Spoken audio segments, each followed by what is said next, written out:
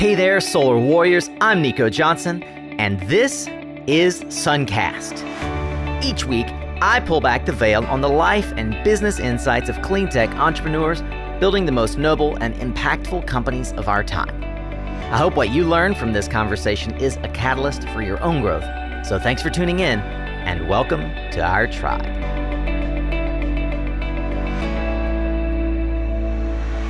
All right, Solar Warriors, we are back. It is Financial Thursday. If you are tuning in on the day that this episode comes out, you are in for a treat. Today, we're going to help you put your money where your heart is. I bet you didn't know there's some secrets out there about how your money is being invested against your better interests. Thank you so much for lending your ears and the only non-renewable resource that you possess, and that's your time, to us. Thank you so much from wherever you are, whatever you're doing. You could be doing lots of different things right now, but you are tuning into Suncast, and for that, I love you. If you're new here, please let us know what takeaways you get from Suncast. I promise we will do our very best to earn your attention and get you back for another episode. Today's entrepreneur is my good friend, Ravi Mikkelsen. If you tuned in back in October 1st, in fact, of 2019, then it was October that we did the episode with Samuel Adeyemo of Aurora Solar, organized through ClimateLink, one of the organizations that this multifaceted entrepreneur has put together. 4,000 plus of you climate and solar champions out there who are participating in Ravi, one of Ravi's many adventures. Ravi is someone I've come to respect and admire, and today we're going to dig into his latest brainchild that is gathering traction. Certainly several of you have no doubt heard Jigar and others mention it from the stages of Energy Gang and other platforms recently, because not only has Ravi and his family invited a new member into their family, but they have begun a broader family called Atmos Financial. We're going to learn all about that today and why in the world he would be trying to take on big banks. If you love this kind of content, I really would hope that you would subscribe to Suncast. It shows me that you're willing to come back. It also helps, the algorithms figure out that folks are digging what we are putting out into the ether. We put out twice weekly content just like this. You can find out much more about it over at mysuncast.com, where we've got about 350 additional founder stories and startup advice. Really appreciate all of those of you who have been going over to My Suncast recently and filling out the listener survey or filling out a clarity call at the Work with Nico page to see if there's a fit for us to work together. And there's so much more coming down the pipe. But for now, get ready to tune up your skills, Solar Warrior, as we are going to tune into another powerful conversation here on Suncast. All right, we're going to jump right in today to what I expect to be a fantastic foray into the world of banking, something that I hope will pull the scales back from your eyes about where and how your money is being invested, as I said before, against your better interests. But before we go down the rabbit hole, let me invite my dear friend, Ravi Mikkelsen, to the Suncast stage once again. Thank you, Nico. It's an honor and a pleasure to be on the stage in our own homes together. So hopefully we can gather in person again like we did back in October 2019 at Aurora. So I can't wait. It's going to be fun. We'll do a ClimateLink special for the Atmos community. That would be awesome. There's so much to talk about that it's hard to know exactly where to start. I'm going to lean on my tried and trusted and true intro question.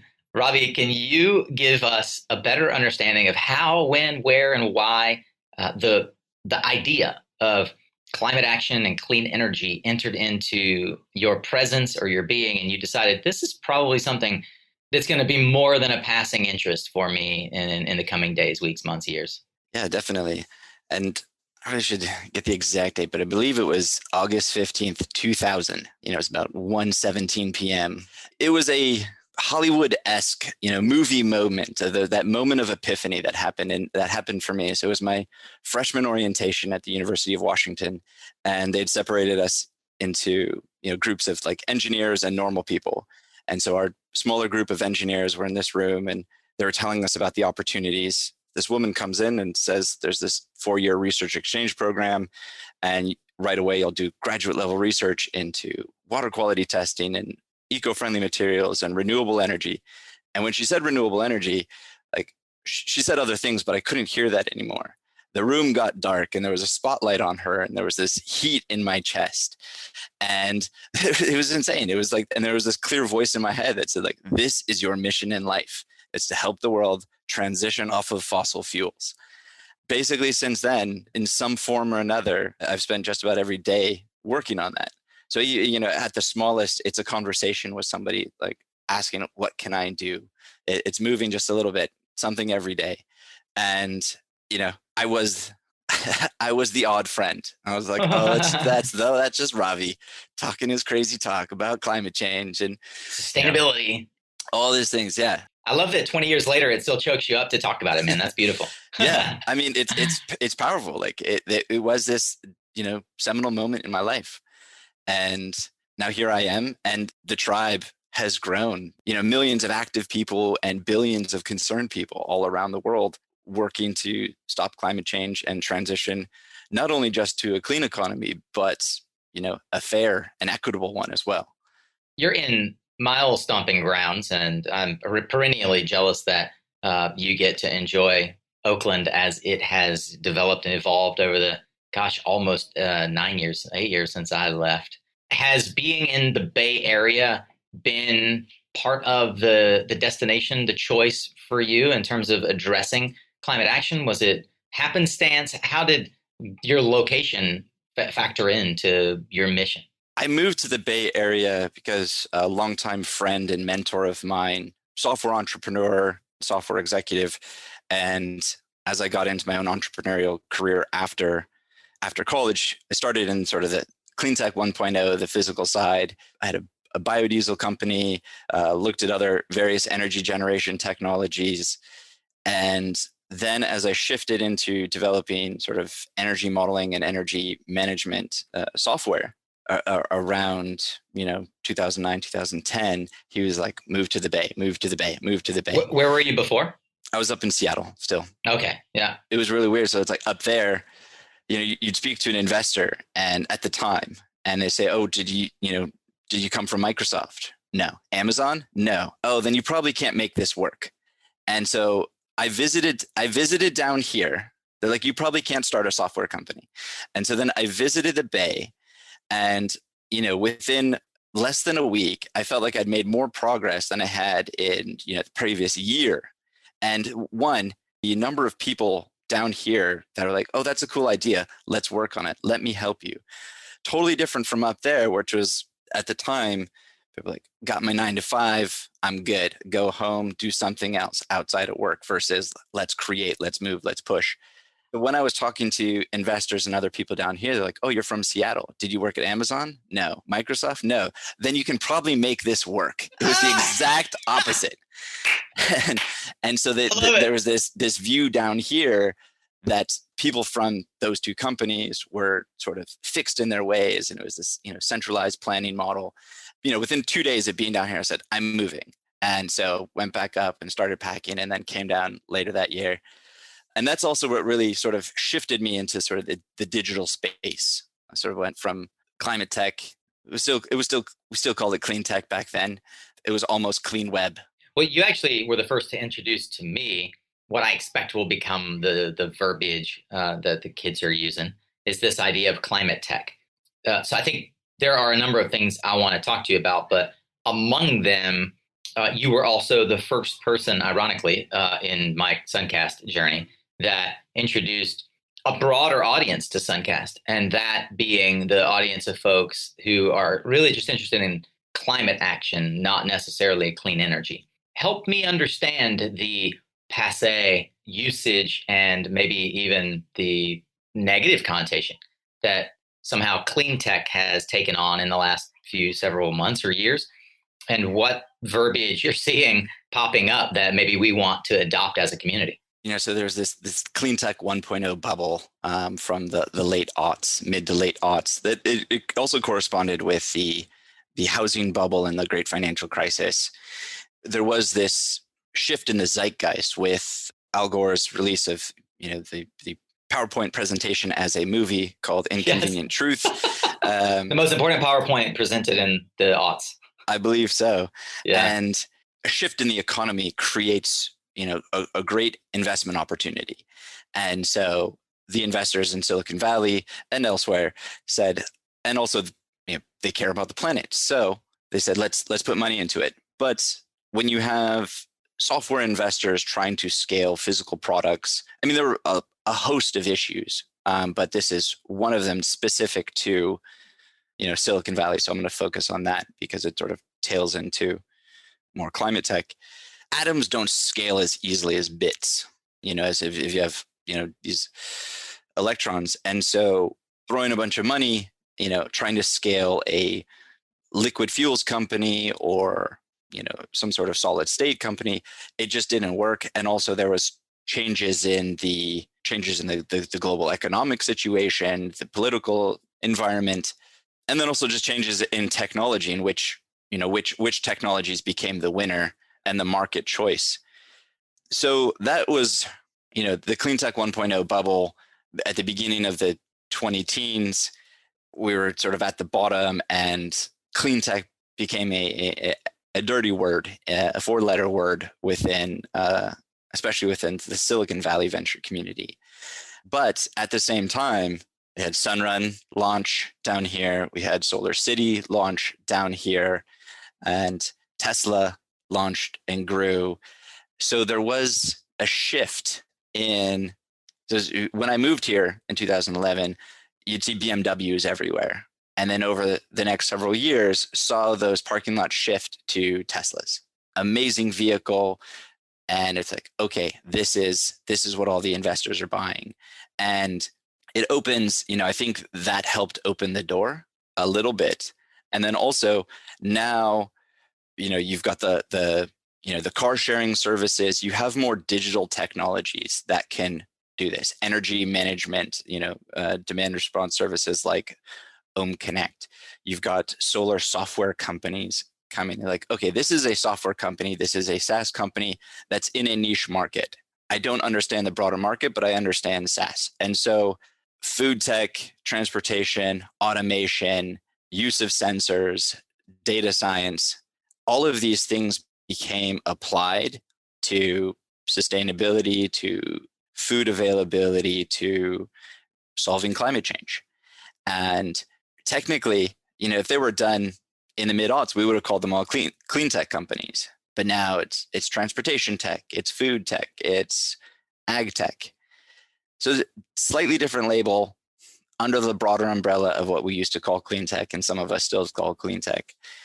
And it became palatable again. It fit now within the thesis and the strengths of your typical software venture investor. So we I don't know, 3-4 years ago, 3 to 5 years ago, started seeing a return of typical software venture investors into the broader clean tech space, but under a different name. And now there's a lot more very specific to climate change. And I would say climate tech is relatively, it's both an umbrella itself and also a category under clean tech. But it is the nom de jour for folks working in this space. Oh, I've certainly been, I'll say, corrected a couple of times by hearing, and not in a direct, overt way, but just listening. I tend to use clean tech, and listening to you and Julia Piper and several others, thinking to myself, gosh, this climate tech sure is catching on. I feel like I'm a little bit stuck in the aughts if I'm still using clean tech. So I appreciate not only the explanation, but also the insight. I'm sure there are several listening to this guiltily sort of scratching their heads thinking, when's the last time I used clean tech? Probably an hour ago. Yeah. Well, Rob Day of Spring Lane Capital, his Twitter handle is Clean Tech VC. I mean, oh, wow. He's repping that strong. And I mean, I don't think he's ever going to change it. Oh, sorry. Clean Tech INV, Clean Tech Investor. Yeah. And Rob calls this out. He's like, there are a few of us that still use, clean tech. I use both, depending on who I'm speaking with. Yeah. But that's sort of the broader arc of how we shifted mostly from clean tech to climate tech. And there's overlap. There's Peter Soffer, who's ClimateLink VC as well. Yeah. Smart jump there. He was formerly at IEA. So that makes sense. So, Ravi, you have done a few things that I find are particularly insightful and innovative. I'd love to hear about the idea for the software that got you investment from the DOE, and where did that go? Why is that not what you're working on now? Yeah, I mean, in a sense, I am Atmos is the evolution of that idea. In late 2015, the Department of Energy had the Sunshot program. They had a startup accelerator as part of it. They asked for ideas. It's like, how do we bring down the soft costs of solar? And I went to this event that they had at Powerhouse in downtown Oakland. And I had this idea. It's like, you know what? I've been thinking about, how we can shift the sale and the financing of residential solar from a relatively random one-off event. Somebody comes knocking on your door and a relatively high cost unsecured loan to the mortgage event. Nico, if you borrow $30,000, we can put solar on your roof and reduce your, monthly electricity bill. It sounds okay. You're about to borrow $500,000, whatever. Nico, if we bump up your mortgage by $30,000, we can put solar on your roof and basically wipe out your electricity bill, and you're saving money every month. Whoa, like that sounds better. I mean, one, I said wipe out versus reduce, but the math is so much better on it. And also psychologically, going from 0 to 30 is a way bigger jump than going from 500 to 530. So that was the original idea that I pitched, and they liked it. And so I got into this program, and we got $25,000 or $30,000 worth of services. That's sort of like another big jump, because that's specifically when I got into solar. Even though, Ravi, my name is Sanskrit for the sun. So, I'm not dangerous in my middle name. Ravi is my first, solar is my first name, Mikkelsen. I've looked at solar, did some research into it at university, but never really worked specifically in the field, other than working on some utility scale, deployment in the mid-aughts as well. What that did is it got me connected both deep into the solar industry, but then also into the financial industry. So SEFA, the Solar Energy Finance Association, I was connected into some of the larger banks, the biggest banks that were working in this space. And, I spoke with them of how we might structure a mortgage or home equity line of credit to finance solar. And one of the biggest hurdles was that Fannie Mae and Freddie Mac, these two government-supported agencies or entities, they purchase, about 3/4 of all mortgages in the US. And this was a big part of the, financial crisis just over a decade ago. And they wouldn't allow sort of this altered paper, if changing the mortgage to include solar, they wouldn't allow this back then. And so it's like, okay, so we can't do the mortgage, but we could do a home equity line of credit, or we could do a mortgage refinancing, because now the value of the home's changed. So that's sort of how that came to be, started moving forward on that. So it's like, okay, if we originally financed the idea, finance with a normal solar loan and then refinance the mortgage, we can buy it out and then shift from the higher cost to the lower cost. Unfortunately, the 2017 solar downturn took that out. But the idea stayed with me. And, it's like ultimately from the beginning, I was like, the banks need to do this. So then worked on that idea. And then in 2017, if you remember, everyone remembers this in the solar industry, the trade case that was filed, and eventually the tariffs that were put in place, it put a pause to pretty much any new solar startup financing, especially solar finance. So I had to put a pin in that idea and take on some consulting gigs and other things to keep the fires going. And at the same time, I was growing and building the ClimateLink community, as you mentioned in the intro.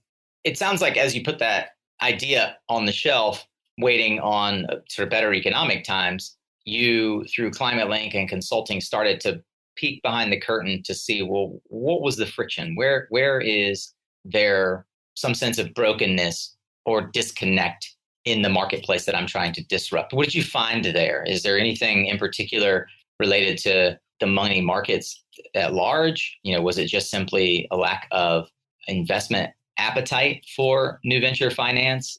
Give me an understanding of what you discovered that sort of set you back on the path to bring what we now know as Atmos to the world.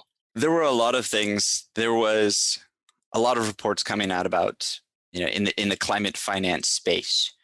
And I knew that capital deployment, I saw in 2015, 2016, I saw capital deployment as the Archimedes lever to shift the world on climate change. It said, this is what I need to do.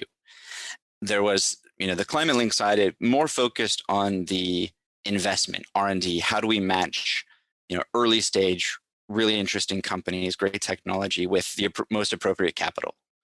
There might be philanthropic capital or venture capital or government capital, but we need that to flow and to keep going on.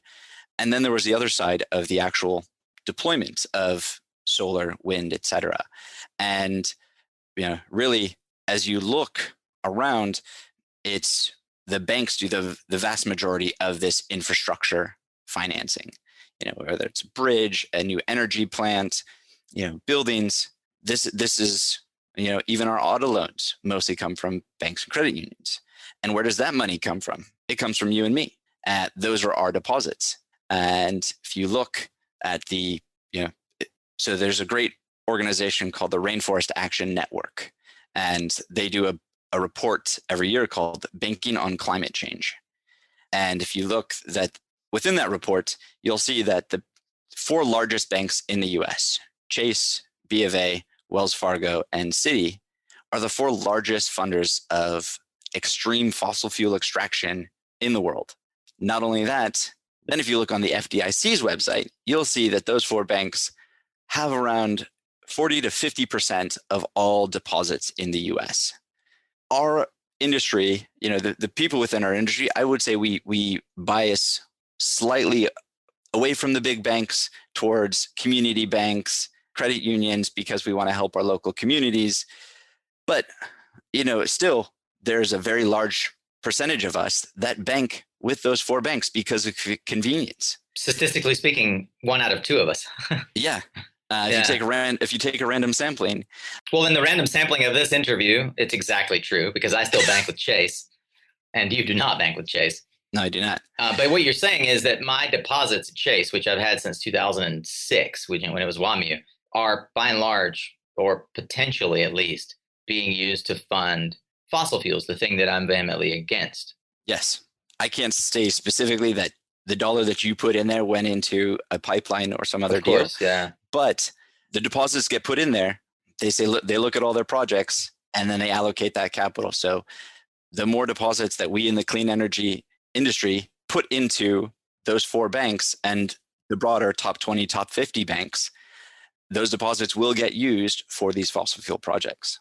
Okay, so the question I have is, instead of creating a new institution, is anyone working on working from the inside out at those institutions to it seems to me like the same way the Norway sovereign fund is saying no to fossil fuels, the same, the big 4 of the US, which are, for those who aren't aware, maybe aren't for the US, it's Chase, Bank of America, Wells Fargo, and what's the 4th? Citi, right. It seems to me like they're going to internally start diverting their funds to renewables as well, because it just makes sense, or to climate tech. Yeah, I wouldn't say to climate tech, because the risk level of investing into a startup, but solar to renewables, it's low, no risk investment. And they already are. It will be very difficult to, beat them in scale. I spoke with and was on committees with some of the renewable energy team from Wells Fargo on some, solar data issues, and they're doing billion-dollar projects, massive utility scale stuff. So they are putting money there. But if you look at, proportionally, their fossil fuel asset base is way larger than renewable energy, but also, it extends 100 years. They are changing. They have sustainability teams, they have renewable energy teams, and they have made announcements in the last, over the last few years of stopping thermal coal, funding for thermal coal, Arctic drilling. These are also becoming less and less economical. Like the margins aren't there. And for Arctic drilling, you need oil close to $100 a barrel, may not go back then. So these announcements are relatively, they're much easier than saying we're just going to stop all fossil fuel funding, no more auto loans for internal combustion engine vehicles, no more gas furnaces in homes. So that's way more difficult for them, and even unloading, existing assets. So we're a tiny little speedboat, they're a giant frigate. It takes a lot longer to shift what they do.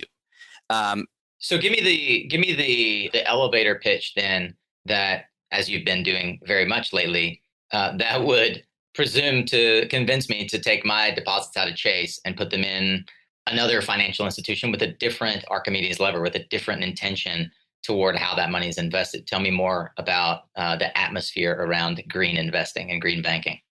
Let's go back in time. Let's pull that idea from a couple of years ago back off the shelf, and let's use bank financing only for clean energy.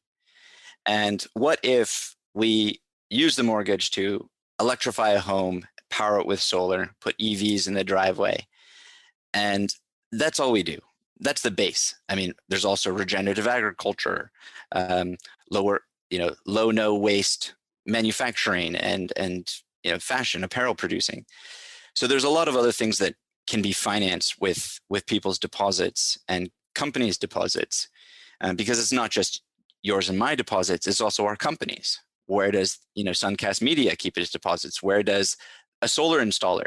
In one of the other four, right? Bank of America. Yeah, there's so much. It's like, why does our money work against us? It's like, that's a really interesting concept. Our money is currently working against us. All of my personal deposits are in Chase. All of my, well, not all, but almost entirely. All of my business deposits are in Bank of America. All of my savings is in SunTrust, now Truist, maybe the fifth largest bank. It's the top mortgage holder in the U.S. outside of Fannie Mae, SunTrust. You're proposing, and I know that you're not alone. There are actually other startups that we've discussed that are also engaged in trying to figure out how to divert climate investing into more conscious banking. Help me understand what conscious banking looks like, because I'm compelled to say, well, why would I move my deposits where I've had them for 15 plus years to another banking institution? There's a lot of friction in moving one's banking relationship. Traditionally, you had to go into a branch, you had to fill out reams of paperwork to close one account, to open a new account, and wait for a wire, a check, or whatever to move the money. Now, over the last, it's been longer, but 20, 30 years of the fintech space has been growing ever since Intuit in the 80s. But in the last several years, we've seen the rise of neobanks. They are banking startups that partner with, it's a software company that partners with an existing bank to leverage their license, charter, FDIC insurance. What's an example? You mentioned SoFi now going public through a SPAC bought one of these banks, right? Yeah, one of the biggest neobanks right now is Chime, based here. They just announced that they have 12 million users. So does that mean that they have 12 million users, their deposits are actually being held by another bank, but they are a financial technology layer on top of that bank that allows users to do something different? Exactly. Neobanks provide the customer-facing interface, the mobile app, the website, customer support. So you can sign up on a mobile app, on a web app in 3 to 5 minutes, no fees, free ATM access, early payday. A lot of these new features and products.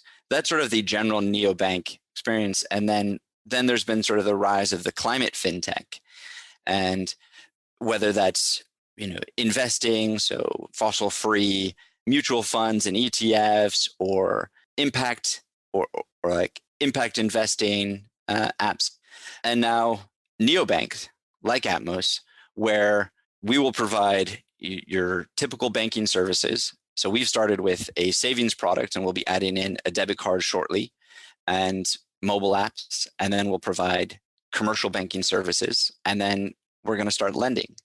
And we want to be able to shift an individual's, especially an individual in the clean energy and climate space. We want to align their money, as you said, where their heart is, and also the company that they work for. And so there shouldn't be that conflict between what we do in this industry and what our money does. So then Atmos, through being a neobank layer, has access to the deposits that you're holding with a fiduciary, a traditional brick and mortar bank. We don't need to get into necessarily all the discussion in the back end about how that all works, but you now have the ability to take my deposits and direct them into climate focused investments. Yes, and how we're starting with that. So we're not making the loans directly right now. What we're doing is we're working with banks that have existing renewable energy lending programs. And we're signing contracts with them to take a portion of our deposits and put them into those funds. They say, oh, we're going to do a $100 million fund. And we say, oh, well, we have $10 million that we'd like to participate. And they say, okay, great. So they leverage our deposits to finance a portion, or as we grow, perhaps all of these projects. The very specifically directed towards renewable or climate-based, climate-focused investments. And you are offering, we'll call it a high yield savings account. The money that you're investing with that bank is going to give you a return, some sort of institutional level return, call it 6 or 7%. Is that accurate? Yes and no. And first, I think what we need to do is get this more into a level playing field, solar panel to solar panel, apples to apples. What you're comparing is an illiquid investment, as most solar investors are going to see. It's like, well, why you're paying up to 0.5% and I can earn 7% over here, or 6%, whatever. If you make an investment into a solar project, you can't go and buy milk with that. The FDIC doesn't insure that. Banking is the base layer, and that's what we need to compare this to. It's like, what does Chase give you besides global climate change? Like, they give you 1 basis point, 2 basis points. They give me peace of mind that my money is never gonna be there when I need it. That's what the FDIC does. Okay. Chase just leverages that. We also have that logo on our website because the FDIC also protects the money that comes into Atmos. Okay. I'll come back and we can talk all about all these different things and about future investment products that we may offer to have these unsecure but much higher return investment products of going directly into projects. But for right now, we're talking about a savings account, which we just launched, an FDIC insured savings account. And soon we'll be adding in a debit card. So when you go to buy that milk, you can take the money that's in your Atmos account and you can buy that milk. And when you're not buying milk, we're going to put it into a counterparty bank and they're going to lend it out. So even though you're not earning as much, you have access to it whenever you want. It has full liquidity and it's doing what you want. It is funding the clean energy transition. Yeah, that's a really good distinction. I appreciate that, because my mind, as someone who's been involved in the utility scale development and investing side of the business for a long time, immediately goes to like, what are the kinds of returns that can be earned on these projects, either domestic or abroad? And the reality, as you well point out, is that's an illiquid investment. So I really appreciate the first principle, just the thought of, wait, if we go back to how do I align my purpose with my pocketbook, is the money that I want access to this week to pay rent doing in the fiduciary's hands what I would like it to do? I.e., is it doing something I would not like it to do, like put money into shale oil or tar sands or fracking? Speaking of lending or investing into things we don't want, next month most of the big banks have a debt facility that's about to renew to the Line 3 pipeline. It's a Canadian company. It's this oil shale pipeline that runs, through Wisconsin, down into Wisconsin from Alberta. So we're putting pressure on them. There's a huge group of us, coalition called Stop the Money Pipeline. And it's, in this case, literally trying to stop the money going towards a pipeline. And I think we all need to be aware of this. It's like, if your money sits with one of the big banks, it is going to fund these things. If you work in the clean energy industry, why do you want your money working against what you do every day? And even if you're with a small bank or a credit union, often the teller, they won't be able to tell you exactly what your money does, especially as it gets bigger. The asset pool gets so diverse, so large, and it sits across so many different systems that it may take 2 years or more for Chase or B of A just to know what the entire asset base is. It's a variable that we all need to take into consideration. These banks have been there for 100 plus years. They've served us, and they've funded the fossil fuel industry, which created this incredible but unequal prosperity in the US and many parts of the world. And it is time to switch tactics. It's time to switch horses. The fossil fuel industry got us to where we are, but it's also destroying the planet, and it's not going to get us where we need to be. We have better technology, and that is what we should put our money towards. I'm for sure going to look into more the coalition to stop the Stop the Money Pipeline. Is there a website that sort of captures that argument? Stopthemoneypipeline.org. So we'll link to that, of course, in the show notes. All right, so you've got Salesforce for your sales team. How's that working out for you? How great would it be if someone could actually just come in and really make your whole solar sales process deliver results? And what's more, what if you could actually see all the sales data in one dashboard? Pipeline, forecast, aging, deals that are about to close, the whole darn thing. Look, I have someone who can help do all of that. They're called Adeyemo. And right now, for a limited time, you can get a Salesforce tune-up, a process assessment from them entirely on the house. Just click on the Adeyemo logo over at mysuncast.com and start getting more value from Salesforce finally. It's the time of year where folks start moving around from business to business, job to job. Career transition is at its peak, and it's often a time where folks look to someone else to help organize their thoughts and guide their principles. I've spent the last 15 years in renewables. I've spent the last 5 years coaching founders and startup executives in this space specifically. And for the last year, I've been helping folks transition out of oil and gas and other industries into renewables. And I've found that there are a few things that are commonalities. I'd like to invite you, if that sounds like something you're interested in, to have a conversation with me about whether or not coaching might be in your future, and working with me might be something that would help level up your business or your personal career path. You can fill out an application over at mysuncast.com. Just click on the Work With Me button in the very top right. And everyone who fills out an application, I'm going to set up a 15-minute clarity call. So I invite you to fill that out if this sounds remotely interesting to you. And let's have a chat. See if there is, in fact, a fit. I look forward to chatting soon. Thank you so much for tuning into Suncast. Let me know if I can help you in other ways. Ravi, we've known each other for a while now, but when you started saying to me, Nico, why do you have your money at Chase? Candidly, my answer was because that's where I've always banked. So while I'm a customer, and it just got rolled into Chase, and I had a Wells Fargo account that we moved to another bank, that was the result of having a Wachovia account.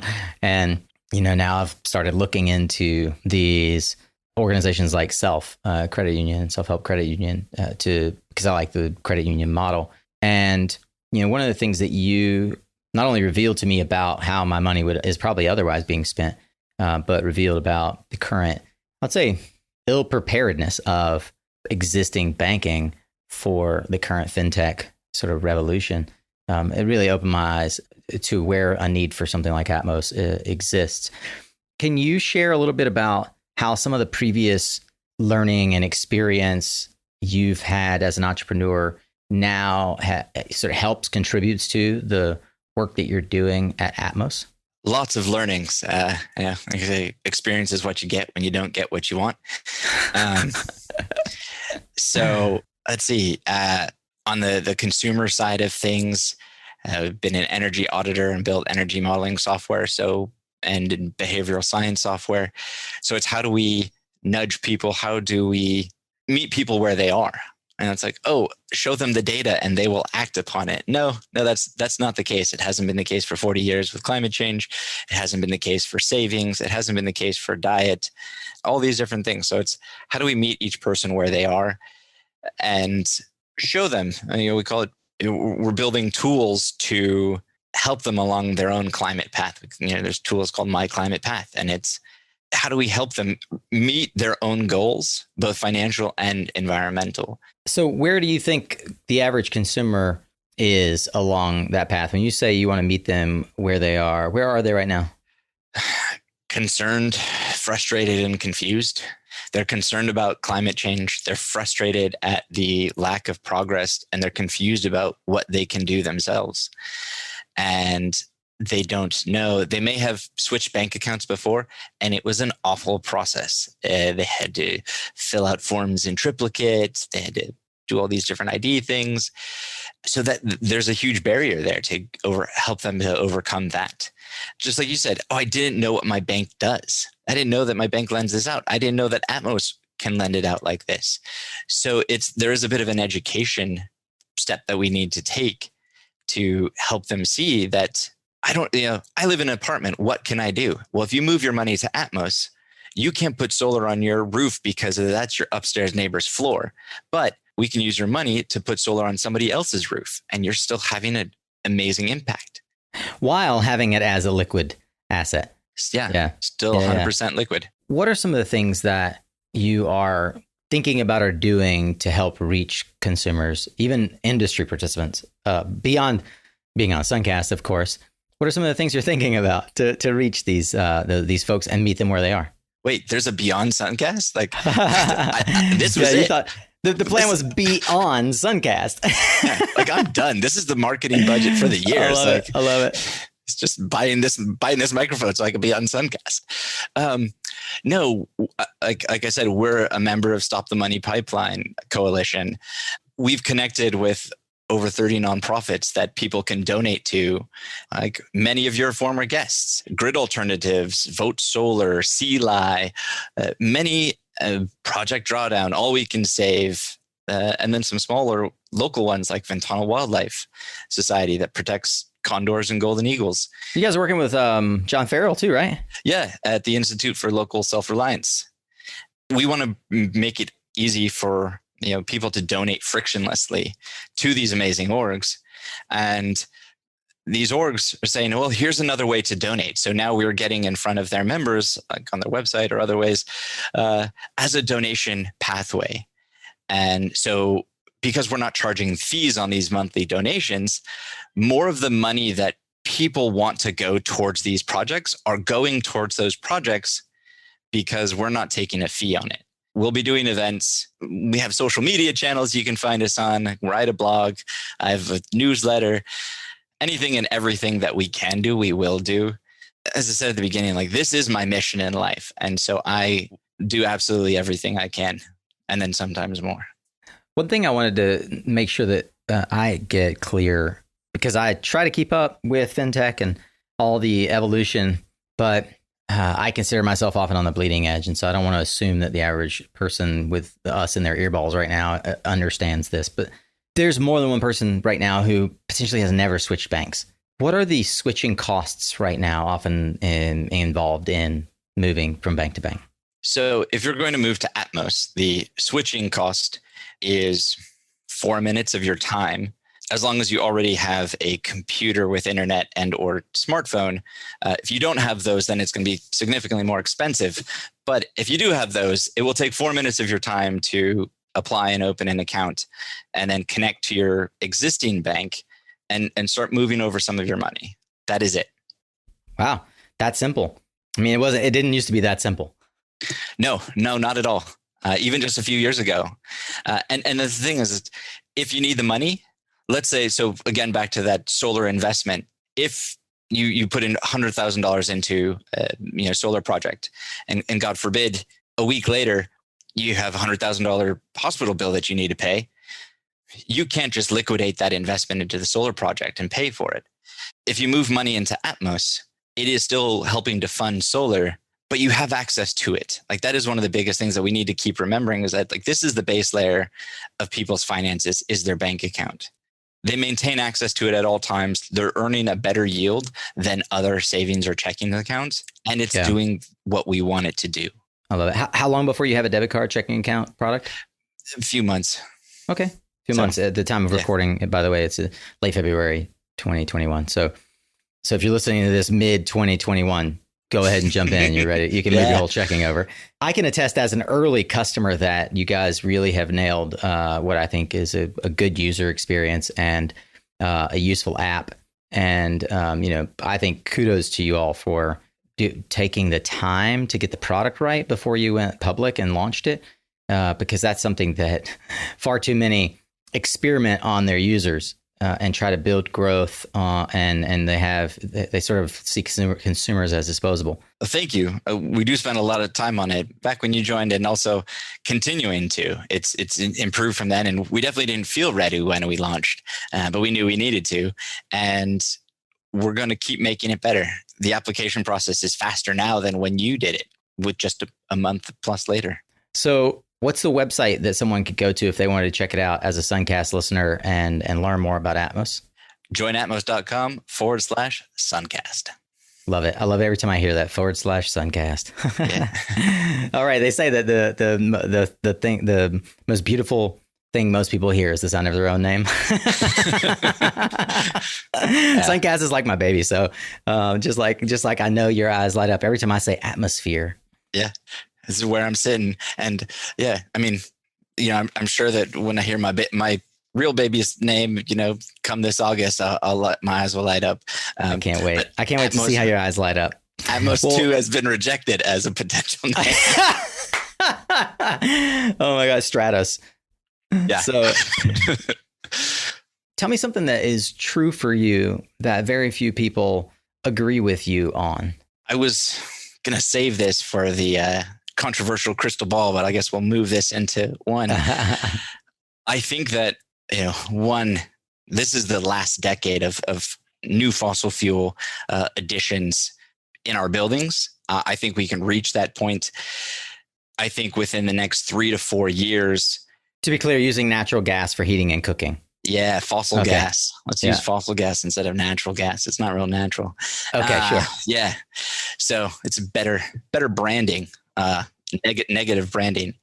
So within the next 3 to 4 years, we can actually get residential solar down to a cost where it will be more cost effective on a monthly basis for a homeowner to borrow money to electrify their home and transportation and power it all with solar than it will be then just their monthly utility bills paying for fossil gas.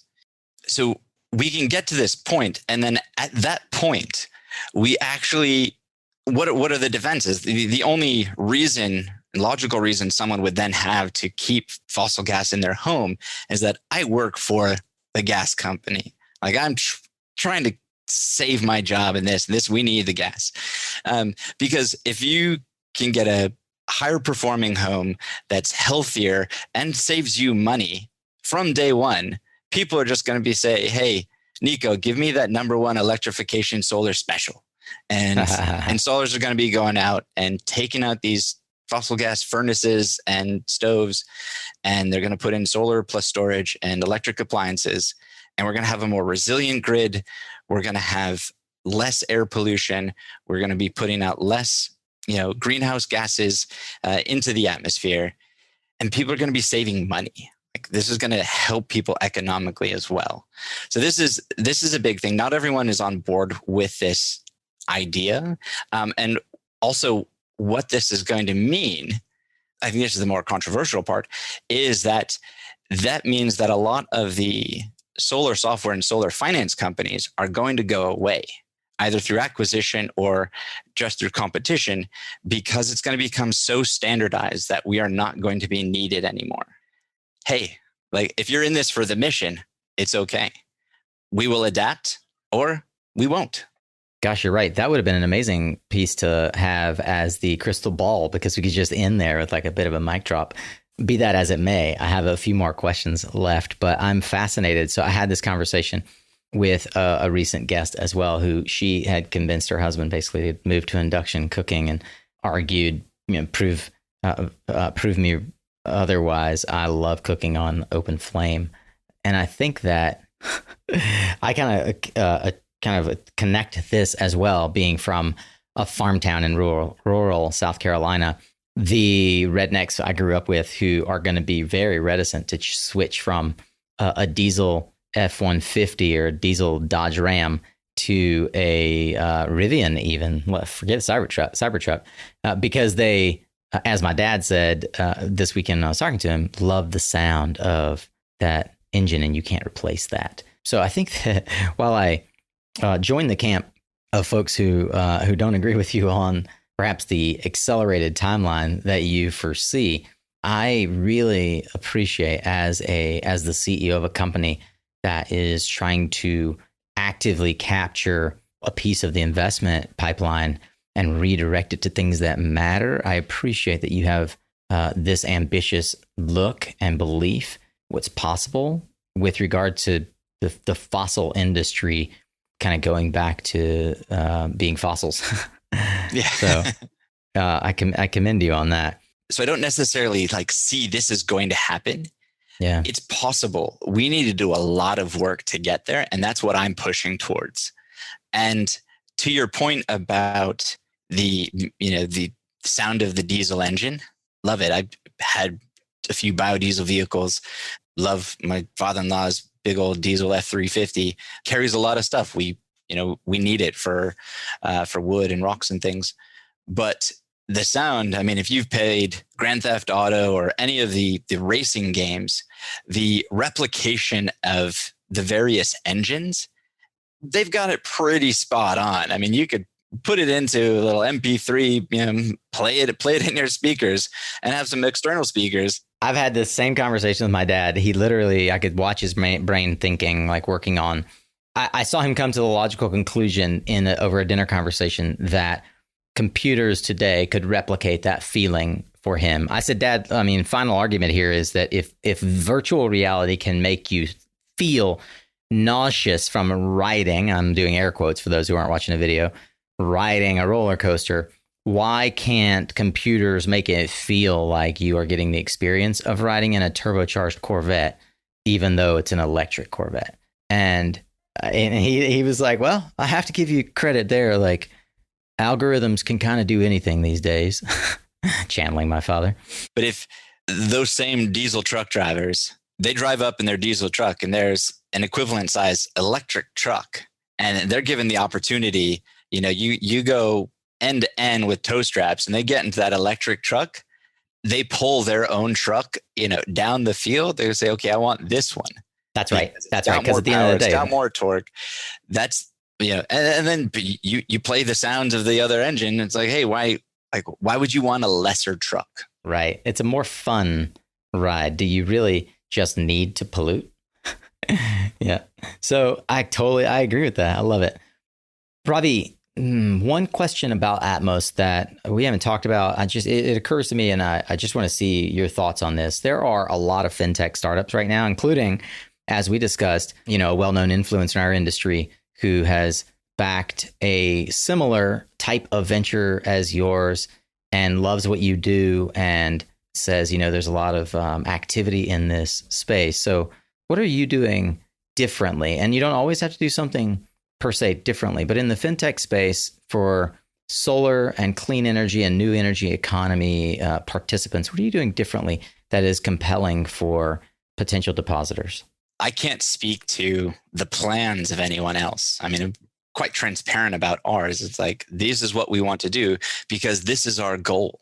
We have a goal of deploying capital. So if right now we're doing this, and we have part of our core values is transparency. So we're saying, this is what we're going to do. This is how we deploy your money. And later this year, we're going to start lending. I don't know if any of the other fintechs are going to be lending. Ultimately, we want to inspire. Yes, this is our company. So we would like to be the market leader. And because we also think we have the right model of deploying capital faster towards the transition. Yep. And that's what we need everyone to do. Ultimately, we're not competing with each other. These brand new startups that's raised no money yet. It's hey, we're competing against the giants and the fossil fuel companies that are proving this. So we shouldn't talk about how are we going to outcompete each other. We're going after $1 trillion opportunity together.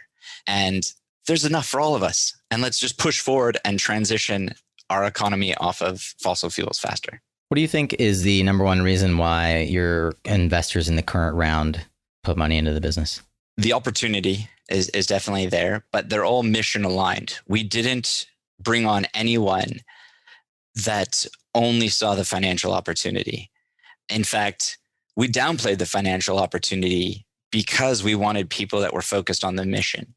And they saw just how dedicated my co-founder and I are to this, how long we've been working on this particular idea and in general on the transition. And many of them spent time with us. And so they actually got a sense for who we are.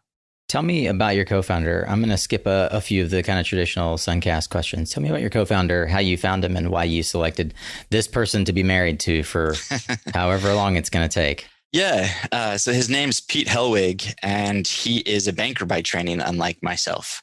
He has worked at large banks and some smaller banks, New Resource Bank being a more well-known one. It was in San Francisco, commercially focused. It was America's sustainability bank for many years. Yeah, for a long time.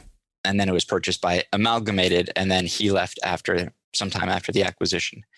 And I believe I said this in the beginning, but I'll say it again, is that I am not a banker by training. I'm an engineer by training, and I am a climate solar warrior by birth and by blood and by intention.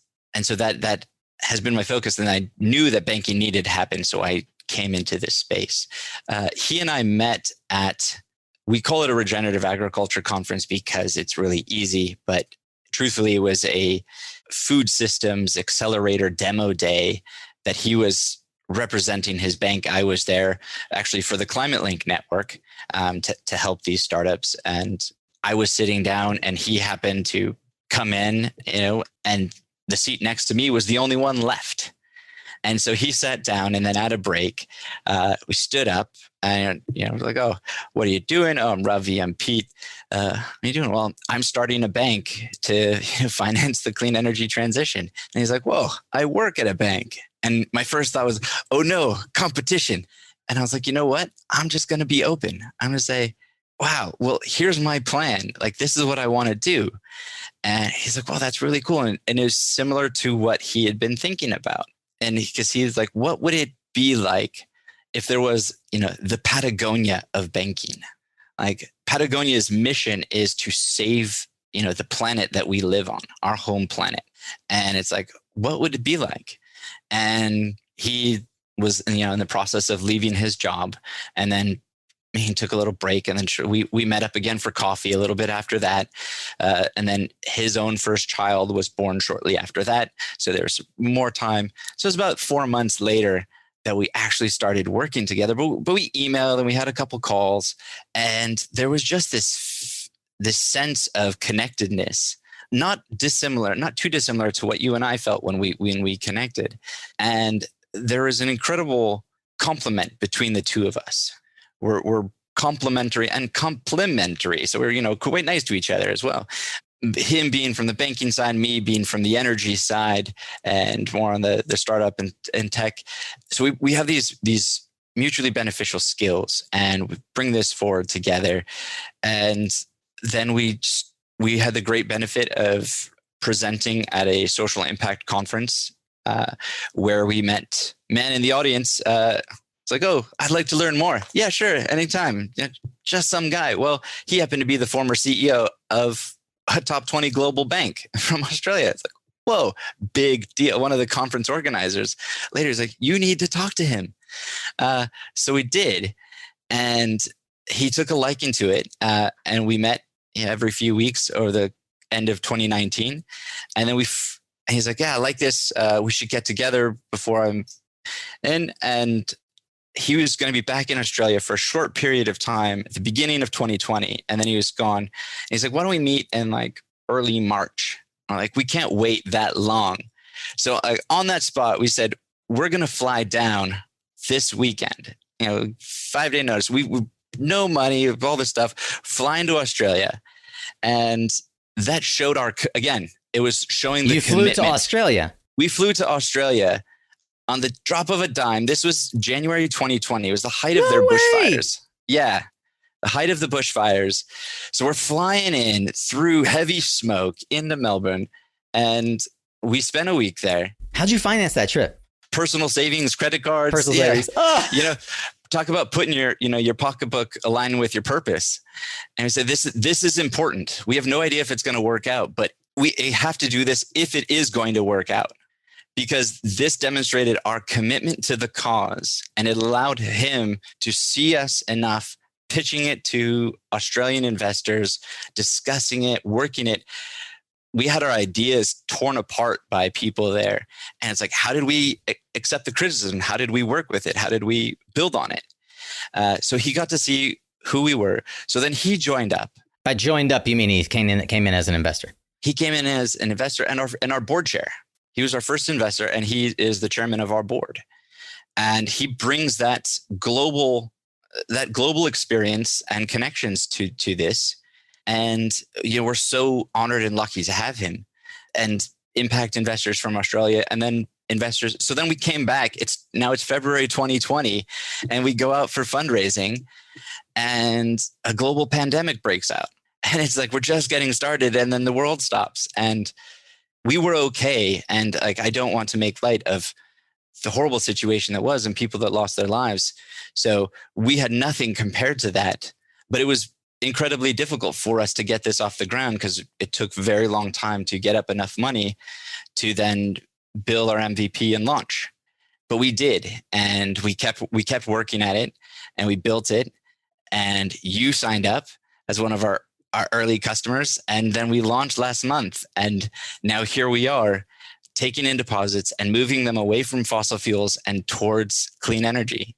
And we're going to keep doing more. And we've been workshopping in recording even fun little phrases that I hope that you all appreciate, like aligning your pocketbook with your purpose, or your purpose with your pocketbook. I came up with another, Ravi: align your cause with your checking account. I don't know if that one will fly, but we'll keep noodling it. Align your cash with your cause. I like that. What's the biggest challenge that you and Pete have faced as co-founders? Getting something started. It's convincing other people that this is worth backing. No, that's not what I mean. That's not what I mean. You mean an interpersonal conflict between the two of us? What's the biggest challenge that you and Pete have faced as co-founders? I'd say we've been relatively lucky.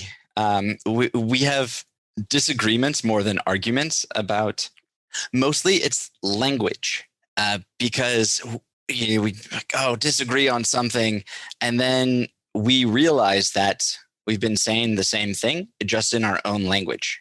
And so we step back and we translate it, and then it's like, oh yeah, they're very similar. And it's like, okay, I'm fine going, yours is 90% of what I was saying, and mine's 80% of yours. So let's just go with yours. And so we've been very lucky. Like, there haven't been any blow-ups or fights, or I'm going to quit if you don't do this, whatever. It's been really good. Like, how do you resolve conflict, even if it's just surface level conflict of like, I think we should say it this way? How do you resolve that? Here's my evidence. Here's your evidence. All right, that sounds good. Like, you don't draw straws or shuffle the deck or flip a coin. Haven't done that yet. And really, there've been we have a board chair. So if there is anything, it's like, okay, we have a third person. We also have, a CTO and a fourth person, another engineer. So we can, especially on the technical side, we bring it up with them and often defer to them, especially the CTO. So we have sort of these checks in place to help us overcome any disagreements that we have. Perhaps it's through this process, or just generally because you've been involved for a decade plus in launching ventures. What are some key lessons or takeaways from the mentors that have impacted your life and career? It's a long, long game. Play that way. If you're mathematical, it's called an iterated prisoner's dilemma scenario, whereas essentially, in that, or the other way I said it, if you optimize for a single transaction, you could be setting yourself up and the partnership up and the company for greater harm down the road. So winning an argument, the tactical versus strategic wins, is another way to put it. If you fight to get this one point, but you damage that relationship, well, when something bigger comes up, they may not have your back, whether it's your co-founder, whether it's an employee, an investor, a vendor, or even a competitor. Like there are, especially in this industry, yes, we have competition with the other startups, but really we're competing against fossil fuels. And so we need to work together to this. So treat it like a marriage, work towards the long game. Play the long game. Any advice beyond play the long game that has been particularly helpful for you as an entrepreneur that you'd like to share along to other entrepreneurs in the throes of startup life? Again, it goes back to it's a long game. Most of what you do is not an emergency. Yeah, I push as hard as I can sustainably. I am one of those genetic freaks that require less sleep than the quote unquote, air quotes for people not watching, 8 hours a day. I definitely sleep more when I need it, but I usually get 5 hours. That's remarkable for a 60-year-old. Wait, no, sorry. For those unfamiliar, Ravi is not 60. In fact, later in life, it turns out you need less hours of sleep, apparently. But I've been noticing the same thing, man, that, and especially after my own personal sort of health crisis last year, I sleep to optimize for whether or not I've had enough sleep. Not like the old Zig Ziglar, I get up at 6 o'clock every day, no matter what time I went to bed, where there's like, I appreciate the discipline in that. And in my 30s, that was absolutely true. But now in my 40s, I'm optimizing for what I believe is the new truth that wasn't available in Zig Ziglar's time, that if you optimize for well-restedness, your mental health and your physical health serves your business much better. Damn you freak of nature. I'm optimized around like 6.5 to 7 hours of sleep. I've tracked my sleep since like 2012, man. I've had one of these on, a tracker, some sort of body tracker since then. I used to have a headband that I would wear that measured those. That was really great. It was the Zeo. The Zeo. The Zeo. Okay. Yeah. Have you tried the Muse, the mindfulness trainer? No, I haven't tried that one. No. The other one I'm really interested in right now is the Whoop strap. Whoop. That's more of like geeking out on physical fitness there. On the recovery. Yeah. I might get that one. But... As you're now getting ready to grow your team, what are the skills that you look for in an early team member of your startup? Well, rather than skill, it'd be mission alignment. Are they in this? Right now, we're so early that we need people that are here because of the cause. Product creativity is not quite the right word, but it's close. They're going to think it's like, okay, this is what we're trying to do. We're trying to deploy capital to stop climate change. This is how I think. If they're just there to do the job, they're going to be like, okay, I need to do these tasks rather than achieve this end. So that'd be number one. And then skills would be, flexibility and communication, because those are key, especially right now. We have a distributed team naturally and forced right now. Even we're semi-distributed within the Bay Area. And so it's crucial that we have good communication between us. What's the coolest climate tech you've seen come out in the last 12 months, maybe even the last 12 weeks? There's a banking app. It's called Atmos Financial. Ever the entrepreneur. I'll start caveating that question with, besides what you currently are bringing to market. Yeah. Oh God, there's so much. I don't know. I heard of this paint. It's actually, rather than, so as a material scientist, I really like this. It's a diffracting pigment. So this paint doesn't actually hold the pigment within itself. It diffracts light and reflects light. And that is what we see. Sort of like, chlorophyll helps to reflect green light. That's what we see, things that are green, et cetera, et cetera. So this could have like really cool implications for water use and chemicals and so forth. So it's not climate tech exactly, but it's super cool. Do you know the name of that? And you said it's diffracting pigment? No, it's not a pigment. It's like a diffracting paint. I heard it and I tried to look it up and I couldn't find it. Like it was on a phone call that I heard this. Well, if anybody knows about this, this super diffracting cool or refracting paint, Let us know. That is super cool. Anything I could buy at Walmart? Not yet. I mean, and then additionally, so, I am going to bias towards the energy sector.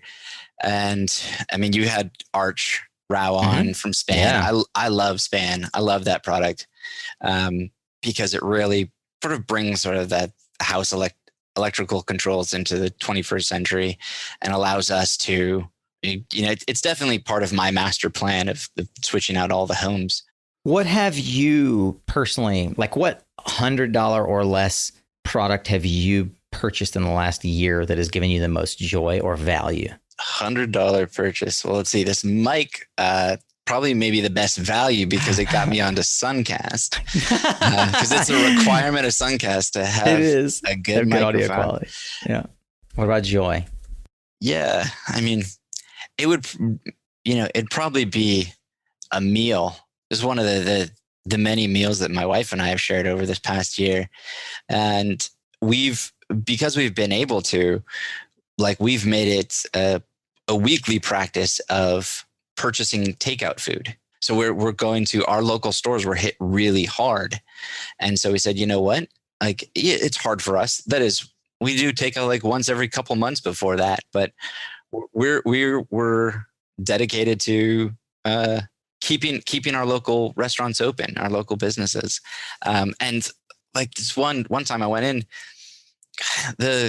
I'm getting teary because this woman, she was so grateful. It was this restaurant is normally just overflowing at lunch, and we bought some lunch food. It was not a huge order, but she was nearly in tears. The entire kitchen staff came out to thank us. It is so important to support our local businesses, especially during this hard time. So I would say that has given me the greatest joy. That is so cool, man. Yeah, simple and similar story.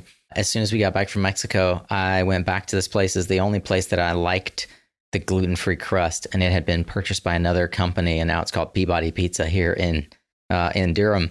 And it's a funny story that the guy, they screwed up an order on our first order, and the owner delivered a replacement pizza, and we're a 15-minute drive from the shop, and we now know each other on our first name. We buy a pizza every Sunday. We bought a pizza once every 6 weeks in the past. We buy pizza every Sunday because I want to see that owner survive this. Play the long game. All right. The nightstand question that you are no doubt familiar as a longtime Sunny Yes listener. What's on your nightstand? What are you reading today? I've got a few books. I have just recently restarted a childhood fiction story, and as you've talked about that recently with others, so it's the Mahabharata. It's the greatest epic ever written. It's called the greatest epic ever written? No, Mahabharata. It's a tale. It's a mythological tale from India, historical, depending on which view you take. Who's the author? The author is Veda Vyasa, is a saint from thousands of years ago who was the author, and he narrated it to Lord Ganesh. So this version, I'm reading a recent translation from Ramesh Menon. So it's modernized, and this is an abridged version, and it's this is abridged, and I'm holding my hands up about 6 inches apart, and this is the abridged version. This is my favorite story. I first read it when I was a young child from Kamala Subramaniam, which was the main abridged version, which is the size of a giant dictionary, and now it's been updated. It's more modern language, and Ramesh Menon is now the editor on a new translation by a large group of Sanskrit scholars. So it's in Sanskrit, and it's never, it hasn't really been fully translated, all 100,000 verses of it. And they're doing it, and it is just incredible. So they're actively translating the full version now, and it'll be 20 volumes. I just found volume 1 on Amazon, so I'll link to that. Of course, it was just published in paperback in July of 2006. It was published. Okay, cool. So yeah, that's the one that Ramesh did as the author, and now I think it was 2011 or 2012 they started this new translation. So that's what I'm currently reading, as well as there are leadership books by former Navy SEAL Jocko Willink. When I first heard him on the Tim Ferriss podcast. Which books in particular? Yeah. Right now I'm reading Leadership Strategy and Tactics, but the Extreme Ownership, sort of the classic. That's just the first book. We talk about discipline. His mantra is discipline equals freedom. And yeah. I wake up I have a mentor who says you don't need motivation if you've got discipline. Mm-hmm. Yeah. I mean, that's a common question that he gets is like, Jocko, how do you stay motivated to wake up every day at 4:30? He said, I don't. Motivation comes and goes. I have discipline to get up every day. Yeah. For what it's worth, that mentor that I'm referring to was in the Israeli Special Forces. So like same mindset. Actually, like some would say like even more insanely like disciplined mindset. When I was 10, when I was in 5th grade, we had an exercise to write out our perfect day. Most of my classmates were play baseball and eat pizza, go swimming, spend, it was very filled with prose and just, general statements. Mine was a schedule starting at 4 a.m., going until 10 p.m., broken out in 15-minute increments. I have been this weird since I was little. Like to get up at 4.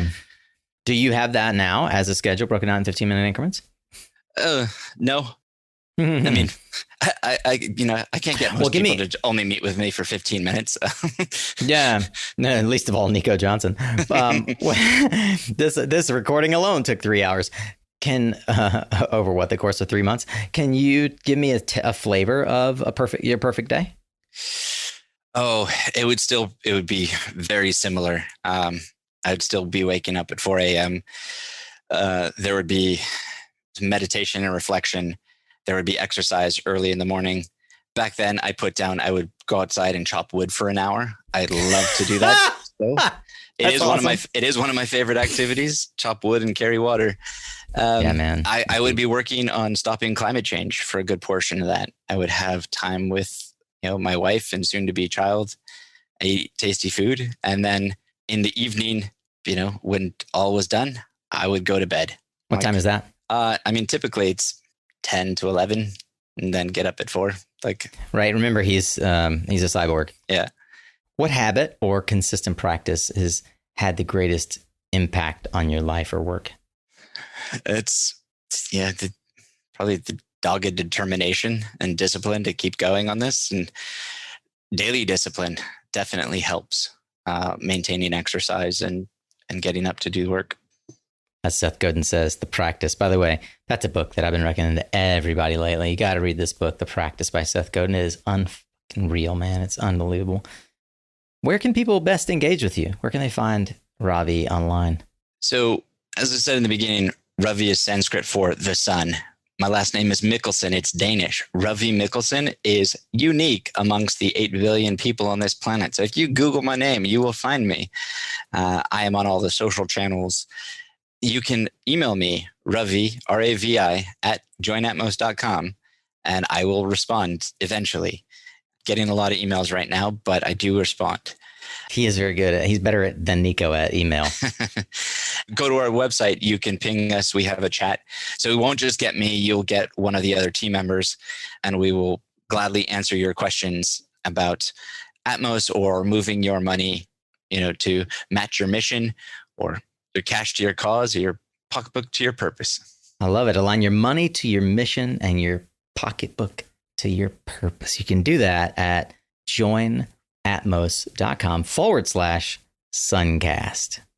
We already shared your outlandish, bold prediction, but is there any lasting impression you'd like to leave on the Suncast audience as we depart today, dearly beloved?